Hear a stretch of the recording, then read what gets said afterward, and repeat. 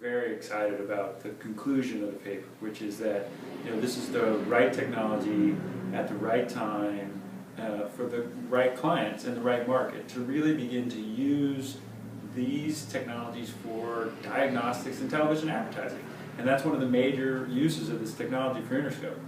We do a number of things, but this paper I think focused really well on that. And Innerscope has distinguished itself for a number of years and for a number of reasons. We live in incredible times that technology and media are evolving so quickly that the entire industry has to evolve. And I think neuroscience is just one part of that evolution. And we're excited to be a part of it. And we're excited to do it at a very high level. Our participation in NeuroStandards was just an ongoing commitment to quality, collaboration, and transparency.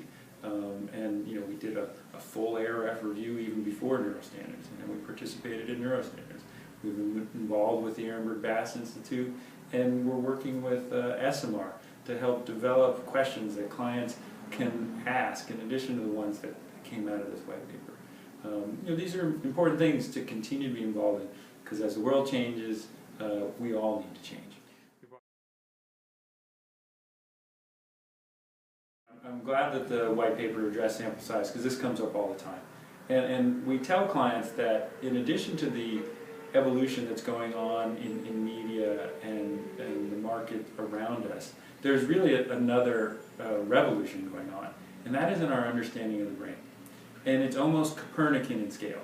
If you consider the fact that a large majority of what the brain is doing is below conscious awareness, that is a staggering realization. And it has huge implications. And for the first time, we have technologies that can reliably and accurately measure that. And that's very exciting. So we have to think differently about a lot of things. And sample size is just one of them. And we educate our clients. We use the right sample to answer their question. And we've seen over and over again that our sample sizes can predict large numbers of people's behavior over time. And that's really what matters most. Can you predict an outcome that our clients care about? We came out a year or two ago with what we call our brand immersion model. And this was a model to help understand how the brain and consumers and audiences consume different types of platforms and screens. So on the one hand, we had immersive engagement, the kind of engagement that large screens give us, where someone else is the producer and the director. On the other extreme is flexible engagement, the type that we might be involved with when we're online or on our mobile phone, where you become the producer and director.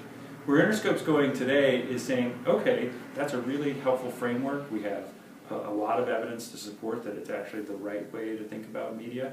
What happens in an environment when there are multiple screens simultaneously? So we're very excited to be partnering with Time Inc. in a revolutionary study where we're getting out of the lab and we're going into people's homes and going into their workplaces and watching what we call a biometric day in the life. And we're comparing young people, the millennials, the so-called digital natives, to a slightly older population, the boomers and Generation Y, the digital immigrants, sort of looking in on that. And we're comparing how they consume media. And we're finding really amazing things that I think have profound implications for how brains are being wired as we all become part of this new world.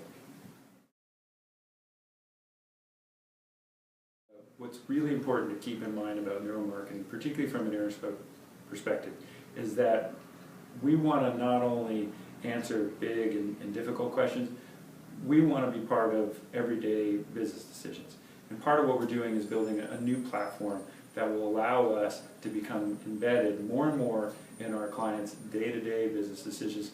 Because if you're only doing traditional measures, which are terrific for tapping into parts of the brain, you're missing a whole other part. And that's where the emotion centers and the networks that our biometrics tap into are so critical to getting a holistic perspective.